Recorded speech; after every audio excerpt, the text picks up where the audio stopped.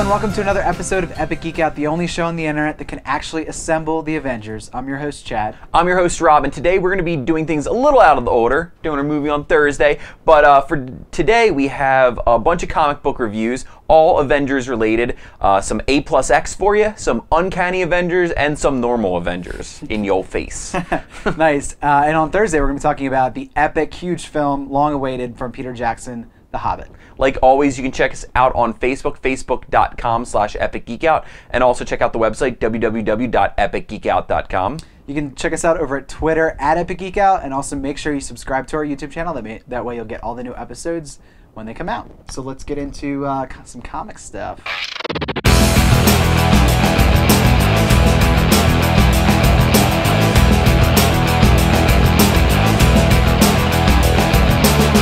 So we're back into comics this week, and we figured we wanted to do this for a while, so there was an easy way to do this. There's a bunch of new Avengers comics out as a result of the summer event, Avengers vs. X-Men.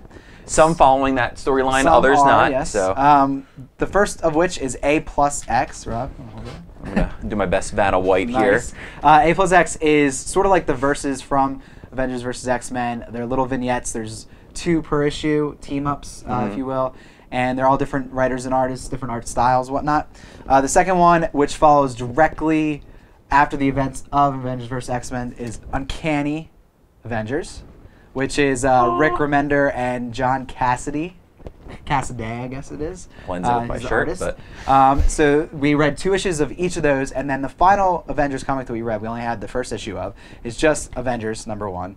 And this is Jonathan Hickman and Jerome Opeña. Opeña is obviously the artist. Hickman's a pretty famous writer. So this one's sort of unrelated. I feel like this one falls in the line of the movie universe a lot more. Definitely with the way it starts. Yeah, so it remains to be seen if it actually does, but those are the 3 comics. So I guess let's start out with A+X, because it's a little bit easier to sort of talk about. And I think we can cover this in a little bit of time. So this is a comic, and we have 2 issues of them. It's hard to get behind because it says it in the beginning, that it has that. I think Marvel does the introduction pages well, where someone poses a question and they kind of answer with this snarky retort, and it pretty much says, just have fun with this. And so that's really all you're going to get out of this. It's they're trying to get past the Avengers hate X-Men thing. They're teaming up, Captain America, Cable, Wolverine, and the Hulk, and just different heroes like that, Kitty and Iron Man, just different things along those lines. And they say, well, someone asks the question, where does this fit in the universe? And they say, don't worry about it. Really. So it's hard to really get behind this. I don't think I have any desire to stick with it unless they kind of fill out these storylines, just because it has no effect in the universe. And when there are other comics that, follow the story events directly and have the same characters in it and are doing the, same thing, except for these, it's not in short little vignette form. I mean, I'd much rather follow that. I mean, with the cover, it's so like, oh, this is Avengers and X-Men. I thought this was the comic that followed, and it was going to be the teaming of all of them. But I was kind of surprised and somewhat let down. The one thing I will say it's cool is there's different art per story you're following, so it is cool just to see the different art styles, and they kind of did lend themselves well to the different stories. I didn't like the Iron Man one. I feel like that looked like that paper. Like short before Brave a lot. Like it really looked like did, that, and I kind of like that one because it was just so different, and so I was like, it was weird.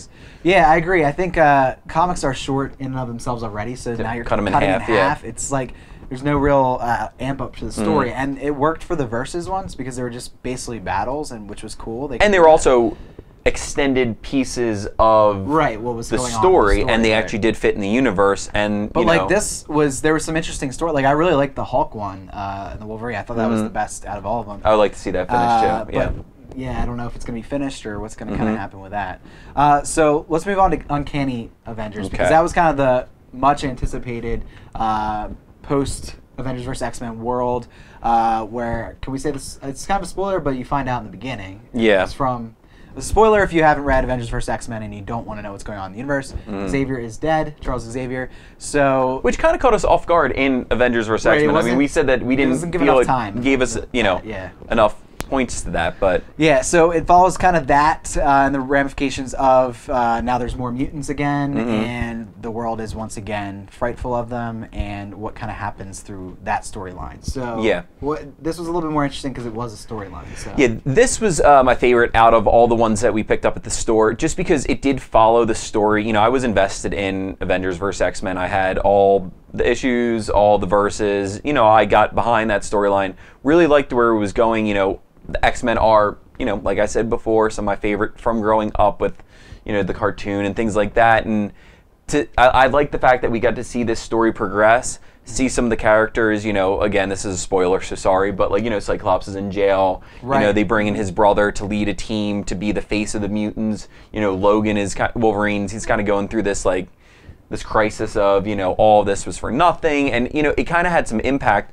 while also kind of had some adult visuals in it that kind of caught me off guard, of the violence towards mutants, or, you know, the removal of brains from certain people. Nuts, yeah. So, like, you know, it was cool to see that because I wasn't expecting it. It wasn't done just to be graphic, but I thought it was done at points to really to help the story go along, and, you know, to see what they're fighting for, because they don't want to lose what Professor X fought for all that time. And so to see the ramifications of what happened from the other storyline, I enjoyed that. Yeah, I think it's really strong. But the bad thing is, if you didn't read or weren't invested in Avengers versus X-Men, like we were, I feel like there's a lot of backstory there that is kind of lost, especially in this first issue, because you might be. Oh, but you know what? When we started reading Avengers vs. X-Men, we were the same way. We're like, what the hell is this? You know? I was going to say that could be that with the other one too, or really any. Yeah. You know. So I mean, if you're really looking for like a jump-off point, this might not be it, but it is a really interesting storyline because it has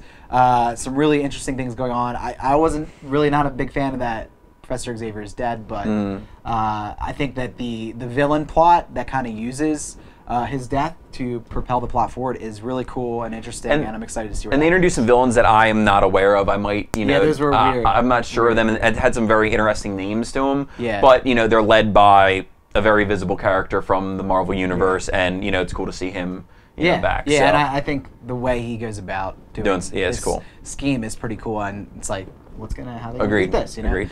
And I could also just want to quick mention that I could see this kind of propelling the storyline of the universe forward a lot more into like another sort of Civil War-ish type thing. Not exactly Civil War, but I mean, there's going to be the constant battle of Avengers and X-Men now. Just like the Avengers trying to help the X-Men, but now like, humanity's kind of against the X-Men because of everything. Well, even Captain America kind of says, you know, though Cyclops was completely wrong, he did bring up a good point that we didn't do enough to help you in the past. You know, let's move forward. And, you know, I think, you know, I think I might be summing you up, but it's bringing Marvel more together. It's not just X-Men and Avengers. They might not be fighting. You know, there's always going to be the turmoil between some of the characters and stuff like that, but it's bringing more interspersed and bring the Marvel universe more together. Because it's an Uncanny Avengers, but there's a lot of X-Men in this. There's a tremendous amount, yeah. So that's interesting. And the final one that we read is we just read the one issue, but it's just Avengers #1, and I feel like this one's more in the movie universe just because the way it starts kind of makes a couple little mentions that could be taken in context of Thanos from the end of the movie because they're saying he's coming or, you know, whatever. But a villain we're not familiar with, as far as I know, from the comics in the past. But very interesting. And it kind of starts off with the end of the movie with, you know, the first panels are kind of Tony Stark, like, falling. Didn't you get that sense? Yeah, well, and there's like a weird... That could... You think that's it? It might not be, you know. Well, there's like a weird, a weird graveyard environment too in there, which is weird. Yeah, but I don't want to give away the villain in this, but it is kind of like a classic out to destroy the world. It is a little dark, but out to destroy the world, and the Avengers have to kind of band together to kind of destroy this villain. And I think the art style was really cool for me. It was just very detailed, and like the colors were very interesting. And towards the end of the comic, I was like completely strapped in on board because they start to assemble, and it kind of just was very reminiscent of, you know, the feelings that I get when I'm like, ooh, the Avengers. Sure. Assembled. Yeah, I agree. You know, I don't know where this fits, and that's always hard for me. You know, in my mind, things need to make sense and they need to fit in a certain universe. You know, if they were to just, because I don't see if this is actually right from the movie or anything like that. Right. But Yeah, I can see it has more similarities to it. You know, it is the Avengers from the movie. Yeah, they did a really good job in the comic of taking, you know, introducing new characters of the villains or, you know, old characters that we're just unaware of, and then putting them in a situation where they need to recruit or do, you know, or like, you know, hopes lost kind of things like that. And so I thought there were some good, you know, it was well written at the end, you know, not many words, but it got across that point well enough. And so, you know, I mean, I'll read them, but, you know, certainly if I had to stick with one, it would be the Uncanny Avengers. I gotta say, though, that I feel if you are a fan of the movie The Avengers and you have not read comics, this probably is the best thing at this point right now to get into comics, because it's very rudimentary, beginning. Like, all you really need to know are the characters you're familiar with from the film, and I feel like it's going to kick off the storyline, and you're going to be able to get started at the beginning and kind of go with it. Yeah, I agree with that. And just, you know, even just to pick up something, you know, it's a pleasant art style. There's nothing that, you know, is abrasive by it at all by any means. Yeah. So it's not going to, like, you know. But yeah, no, I think that it would be a good starting off point. And they're good characters. You know? Yeah. So there's a lot of cool stuff out right now, not just Avengers. So go check out your local comic book stores, we always tell you, because it's a great way to just kind of get in, dive in, just see what looks good to you, because what looks good to us might not look good to you and vice versa. So check out those comics, and we'll check back in with you soon.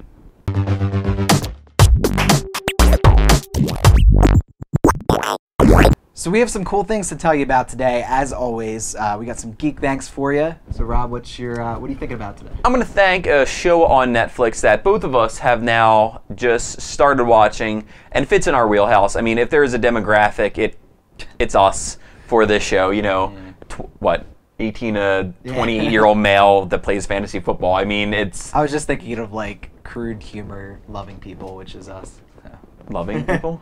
We love crude humor. Oh yeah, I mean, it fits in the wheelhouse. So check it out on Netflix if you haven't already. It's a great show, The League. It's I don't know. Unfortunately, we missed it. Yeah, I don't know how we've heard a lot, you know, people mention it in the past, and you know, we're finally watching it. I'm halfway through the second season and really just enjoying the humor of the show and the characters. So definitely check out The League if, you know, kind of an Always Sunny vibe. You know, it's on FX for the new episodes. That kind of humor. So if you're not a fan of Always Sunny, I would say maybe skip this, but you know, check out The League if you're into that kind of thing. The only thing that upsets me is, like, I feel like we haven't seen it for so long, and like now that I love it, like I'm really excited, but I don't feel like there's that many episodes out. There isn't. The first season's only 6, and then there's only 2 more, and then the current season's on, so there's 4 seasons. Yeah. That's good.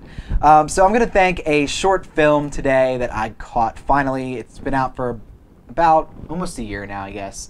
But it's by Ryan Connolly, who does Film Right with Revision 3, the podcast that I thanked in the past. Bump, bump. But the bump, bump. Yeah, the short film he produced is about a half hour long. It's called Tell. And the cool thing is he kind of did it with family and friends for a budget of $2,000. And he kind of was just, like, his podcast is all about filming techniques, doing Hollywood special effects and stuff like that. So he kind of wanted to show that he could do this on a budget with people that he knew that didn't know anything about filmmaking. And I think it's a really compelling story. It follows kind of the Telltale Heart, the Edgar Allan Poe story, and just kind of brings that to the modern day. And it's pretty suspenseful, and you know, I think it's a good watch. It's on YouTube, and if you're looking for something to watch, I think it's pretty cool. Yeah, and I'll say, I did watch it as well. I didn't really enjoy the movie itself, but I really enjoyed listening to him talk about it. Yeah. So, like, kind of do your homework. Yeah, and I'd say definitely check that out. Do your homework, watch it, and then just listen to someone who knows what they're talking about discuss, this had to take place during night, so we blocked out the windows so we could film during the day because we didn't want to insult, the people who were doing this for free. And just common sense things that you might take for granted. The one thing you should always have on a movie set, coffee. It was funny how he described the things. It's like, oh, well, that makes complete sense. So I really enjoyed that part of it. Cool. So we're going to be back on Thursday. We're going to be talking about The Hobbit, The Unexpected Journey, something like that. It's a huge film that's coming out, in case you didn't hear about it. But we'll be back on Thursday talking about that. And there might be a little surprise for you tomorrow. You'll have to check back and see. Extra, possibly. But thanks for watching this episode, and we'll see you on Thursday.